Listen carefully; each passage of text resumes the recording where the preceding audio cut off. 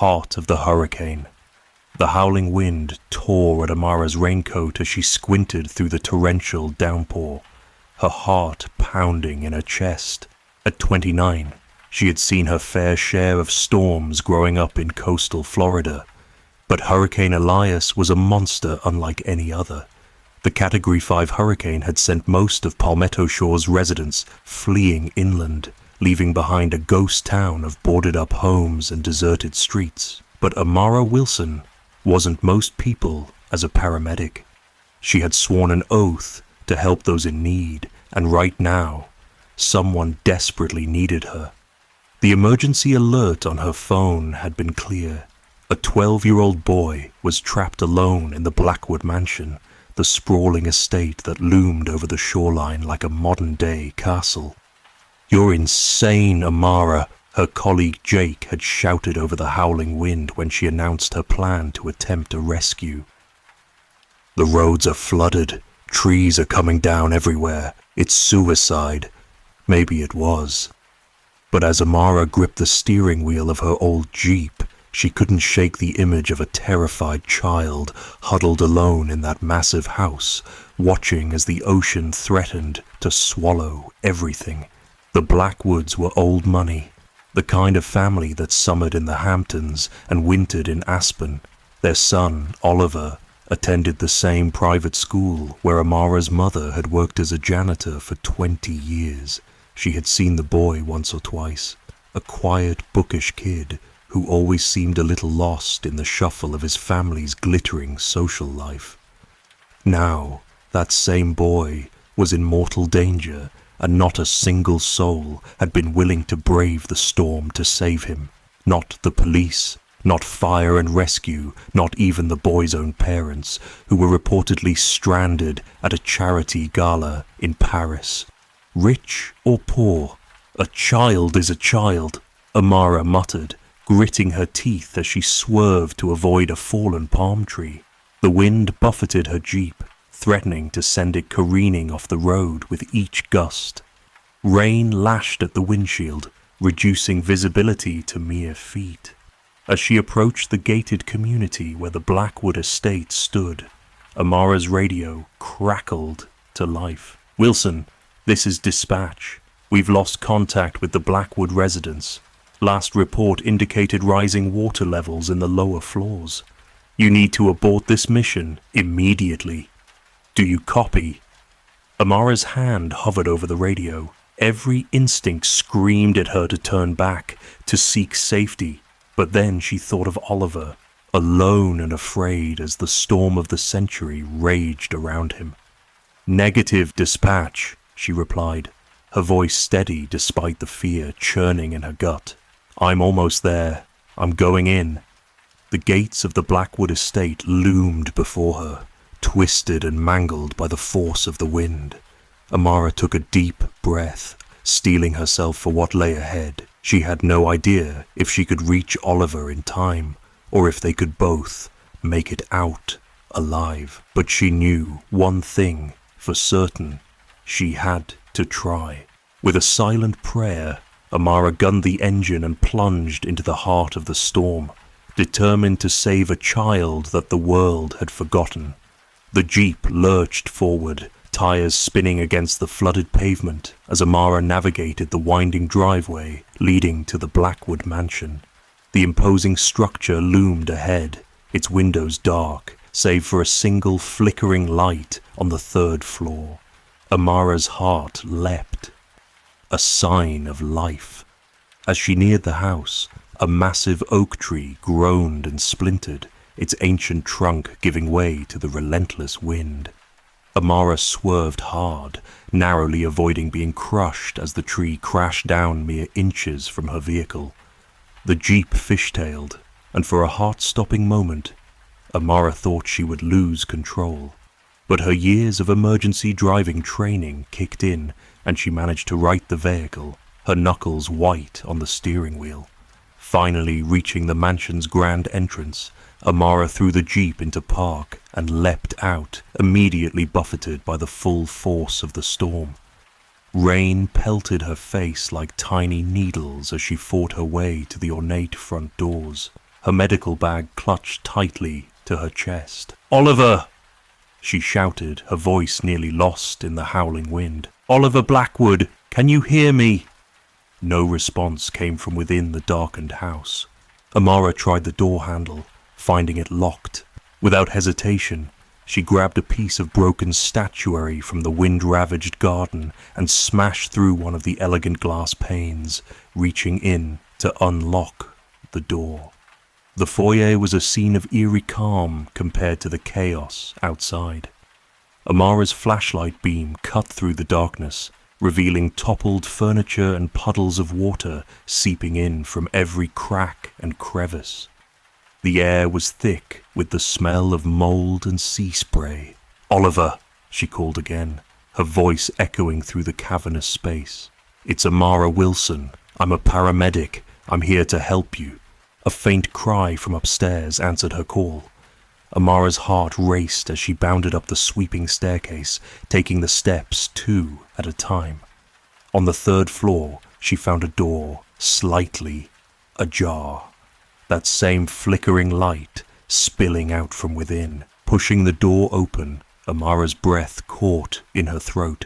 There, huddled in a corner with a battery-powered lantern clutched to his chest, was Oliver Blackwood. The boy's face was tear-streaked and pale with fear, his wide eyes locking onto Amara with a mixture of hope and disbelief. Are you real?" Oliver whispered, his voice trembling. Amara's face softened as she knelt beside him. "I'm real, sweetheart, and I'm here to get you out of here. Can you tell me if you're hurt anywhere?" Oliver shook his head, then threw his arms around Amara's neck, clinging to her like a lifeline. "I thought everyone forgot about me," he sobbed into her shoulder. "Never," Amara said firmly, hugging him back. "No one gets left behind on my watch." A thunderous crack split the air, and the entire house shuddered ominously. Amara's training kicked into high gear as she quickly assessed their situation. "Okay, Oliver, we need to move fast. The storm surge is rising, and this house isn't going to hold much longer. Can you be brave for me?" The boy nodded, wiping his eyes and standing up straighter. Amara couldn't help but feel a surge of pride at his resilience. "Good man," she said, giving his shoulder a squeeze. "Now, let's get you to safety." As they made their way back down the grand staircase, the true extent of their peril became clear. Water was now pouring in through the broken windows and under the doors, already ankle-deep in the foyer. The wind howled through the house like a ravenous beast, tearing at curtains and sending debris flying. Amara's mind raced, calculating their odds. The jeep might already be flooded, and even if it wasn't, the roads could be completely impassable by now.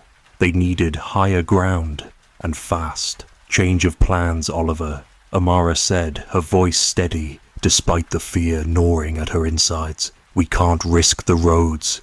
We need to find the highest, most secure room in this house and wait out the worst of the storm."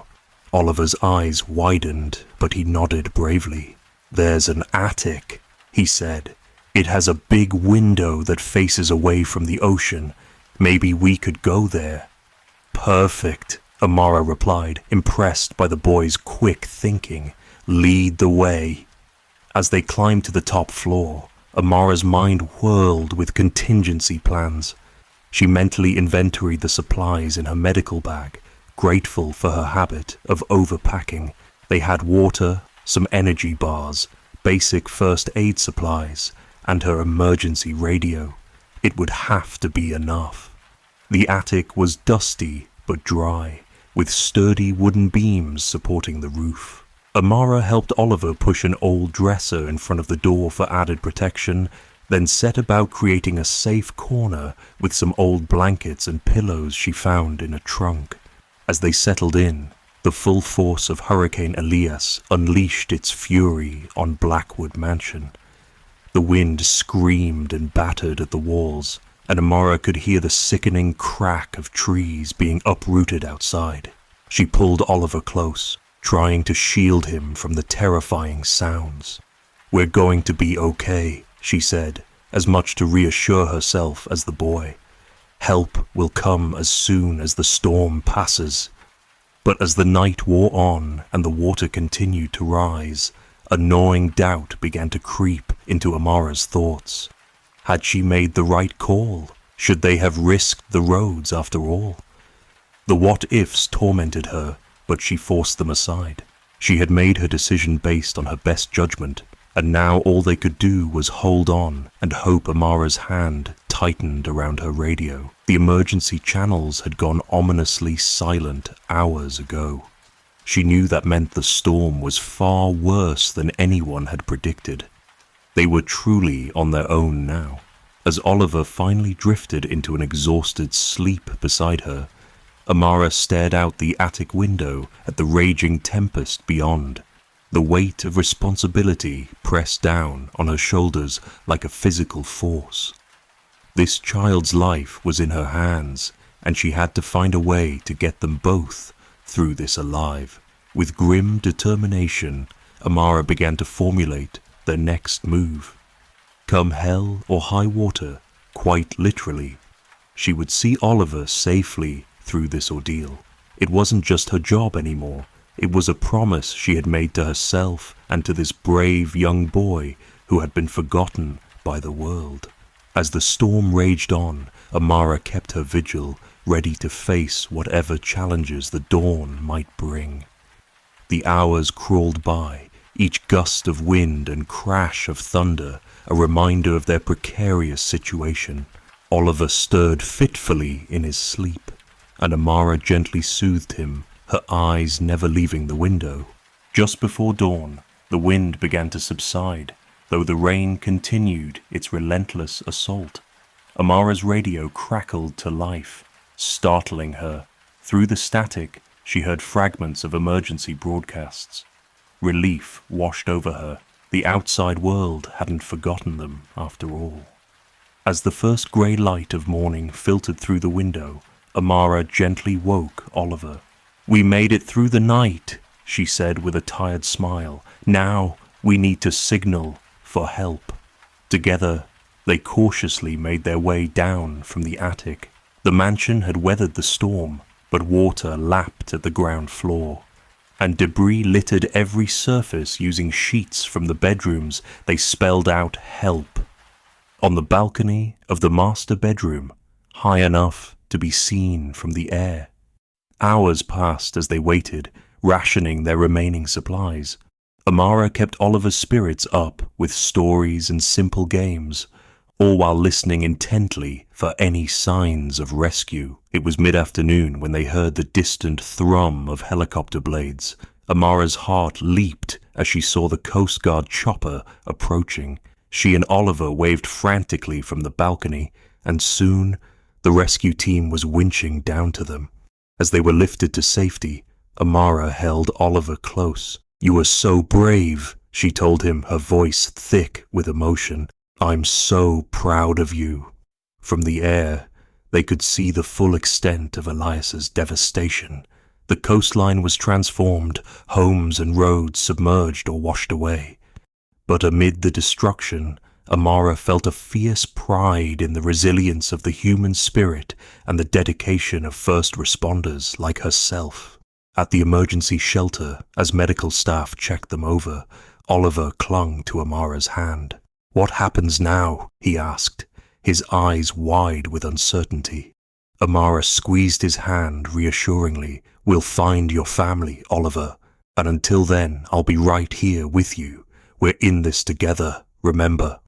As she spoke those words, Amara realized that this rescue mission had changed her profoundly. She had gone beyond the call of duty, facing her own fears and doubts to save this child. In doing so, she had discovered reserves of strength and compassion she never knew she possessed. The road to recovery would be long, both for the hurricane-ravaged community and for Oliver. But Amara was committed to seeing it through, one day at a time. As she looked at the brave boy beside her, she knew that sometimes the greatest acts of heroism come not from grand gestures, but from simply being there for someone in their darkest hour. The storm had passed, but the impact of those harrowing hours would remain with Amara forever, a testament to the power of human resilience and the unbreakable bonds forged in the face of adversity.